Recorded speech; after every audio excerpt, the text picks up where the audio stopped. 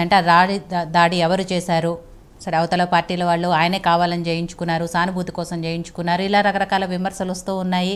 నిజంగా ఏం జరిగింది అనే దాని మీద దర్యాప్తు కోసము కూడా ఇవన్నీ కూడా జరుగుతున్న పరిస్థితుల్లో కారణాలు ఏమైనా తెలిసాయా? ఎవరు చేశారు, ఎందుకు చేశారు, ఏం జరిగింది అనేది? జగన్మోహన్ రెడ్డి గారి మీద మొన్నటి రోజు విజయవాడలో సింగ్ నగర్ లో ఆయన పర్యటిస్తున్నప్పుడు చాలా మంది తెలుగుదేశం వాళ్ళు కూడా ముఖ్యమంత్రి గారి పర్యటన చేస్తా ఉంటే కరెంట్ ఎందుకు తీసేశారు అని ఫస్ట్ క్వశ్చన్ అడిగారు.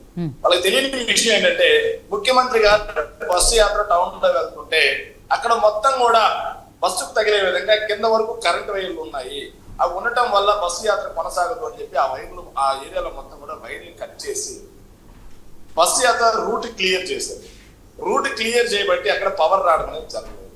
దాన్ని కూడా కుట్ర కోణంలో వాళ్ళు మాట్లాడారు. ఎంత దుర్భాగ్యం అంటే ఇది. ముఖ్యమంత్రి గారికి ఒక ప్రోటోకాల్ ఉంటుంది. ఆ ప్రోటోకాల్ ముఖ్యమంత్రి గారి చేతిలో ఉండదు, వైఎస్ఆర్ కాంగ్రెస్ పార్టీ చేతిలో ఉండదు. దానికంటూ స్పెషల్ ఒక ఆఫీసర్ ఉంటారు, ఆయన చేతిలో. దాన్ని కూడా రాజకీయం చేస్తున్నారు. ఎస్, ముఖ్యమంత్రి గారికి స్పష్టంగా ఎడమ వైపు నుంచి రాయి వచ్చి కనతకి కొంచెం కింద, కన్నుకి కొంచెం పైన తగలడం అనేది స్పష్టంగా అందరూ చూశారు.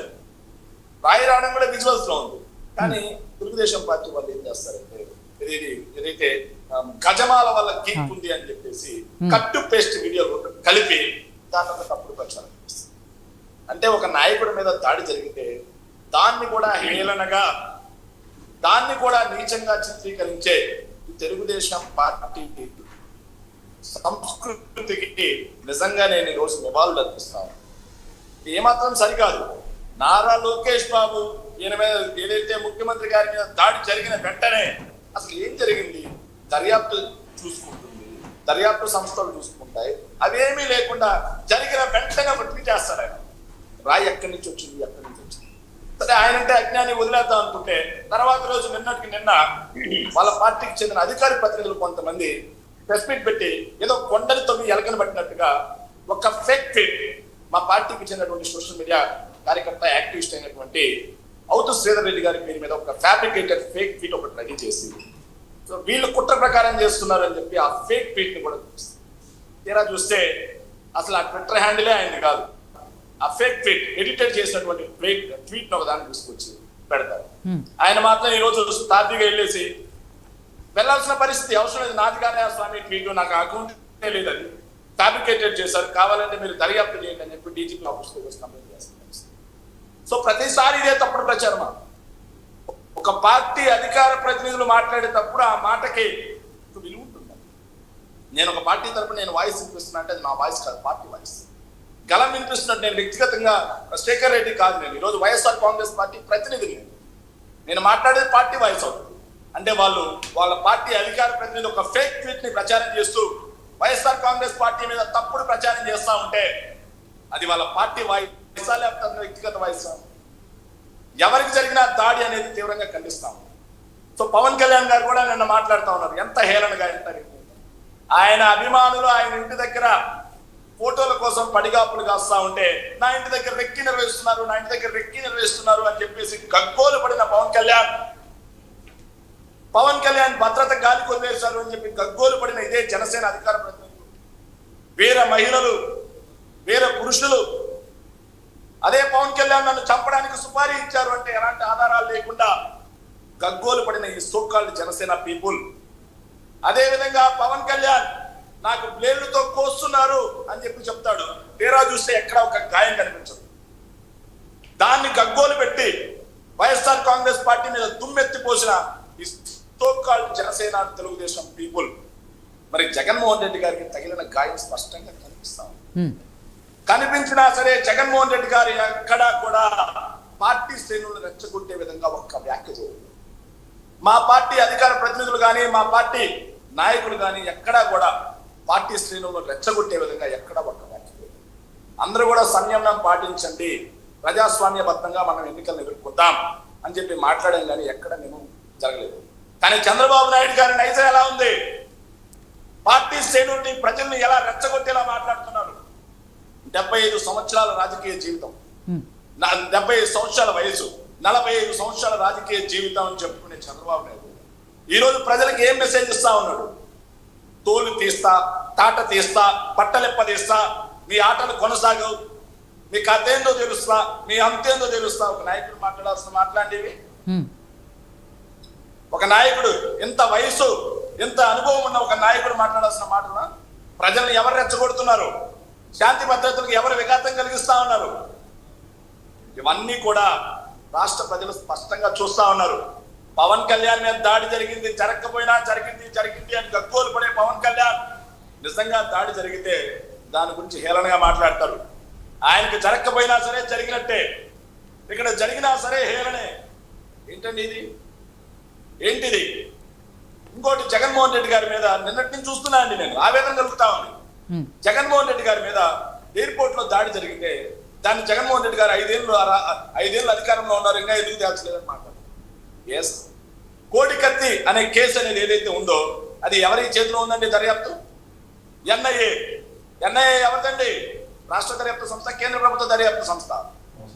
కేంద్ర ప్రభుత్వ దర్యాప్తు సంస్థ తేల్చాల్సినటువంటి అంశాన్ని జగన్మోహన్ రెడ్డి గారు తేల్చాలంటే, అంటే ఒక వ్యవస్థ, ఒక దర్యాప్తు సంస్థ ఎలా పనిచేస్తుంది, కోర్టు ఎలా పనిచేస్తాయి, రాజ్యాంగబద్ధంగా ఎలా ఉంటాయనేది కూడా తెలియకుండా రాజకీయ పార్టీలు నడుపుతున్నారా వీళ్ళు?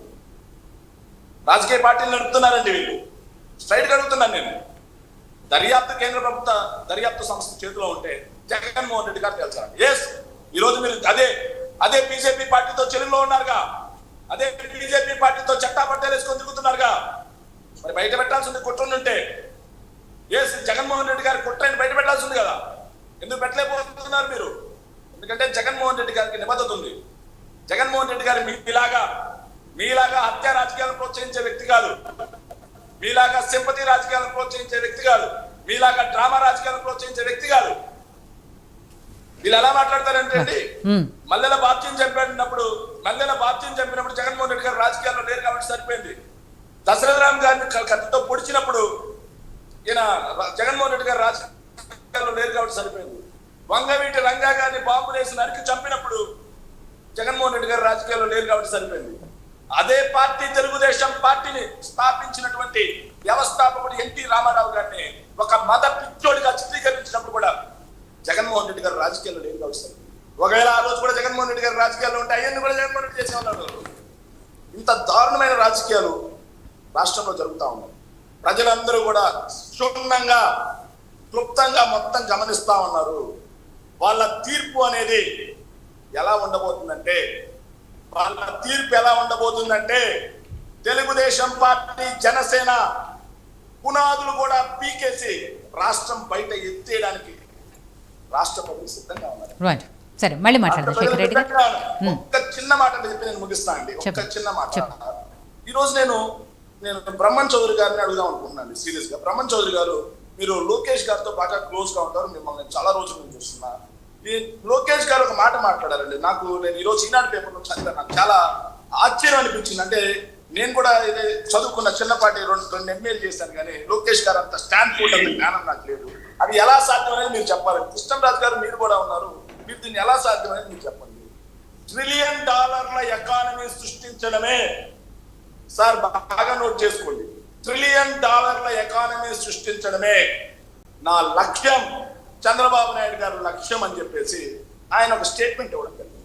సరే ఏంట్రా ఇది అని చెప్పి చూస్తే, ముంబై ఎకానమీ సార్, అంత పెద్ద city economy, Mumbai economy $310 billion sir, Delhi economy $293 billion sir, Calcutta economy $150 billion sir, Bengaluru economy $110 billion sir, Hyderabad economy $76 billion sir, Chennai economy $78 billion sir.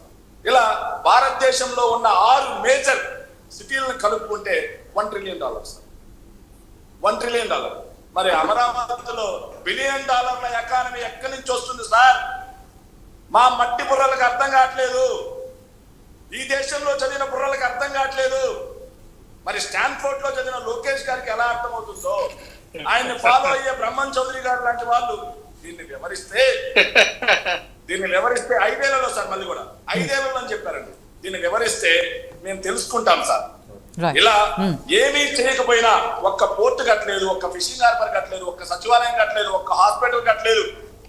అలా చూసుకుంటూ పోతే అన్ని రంగాల్లో 2014 నుంచి 19 వరకు వెనకబడింది అని చెప్పేసి అన్ని ఇండెక్స్ ఇస్తా ఉంటే, ఈ రోజు వచ్చి జగన్మోహన్ రెడ్డి గారి మీద దుష్ప్రచారం, రాష్ట్ర బ్రాండ్ దెబ్బతినేలా రాష్ట్రాన్ని కించపరచడం ఎంత దౌర్భాగ్యం అంటే అండి, టెస్లా అనే ఒక కంపెనీ రాష్ట్రంలో పెట్టుబడి పెట్టడానికి మేము పరిశీలిస్తున్నామని చెప్పి వాళ్ళు స్టేట్మెంట్ ఇచ్చిన మరుసటి రోజు ఏం చేశారో తెలుసా అండి, టెస్లా పేరుతో ఒక ఫేక్ లెటర్ ఒకటి చేసి ఏపీకి మేము రావట్లేదు అని చెప్పేసి టెస్లా ఇచ్చింది అని చెప్పేసి ఒక ఫేక్ లెటర్.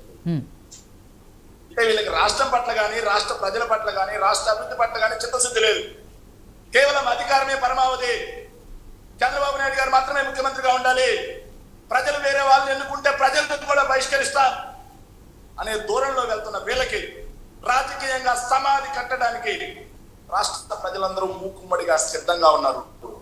తట్టుకోవడానికి వాళ్ళు సిద్ధమా లేదా అనేది వాళ్ళ ఊహకే వదిలేస్తున్నారు.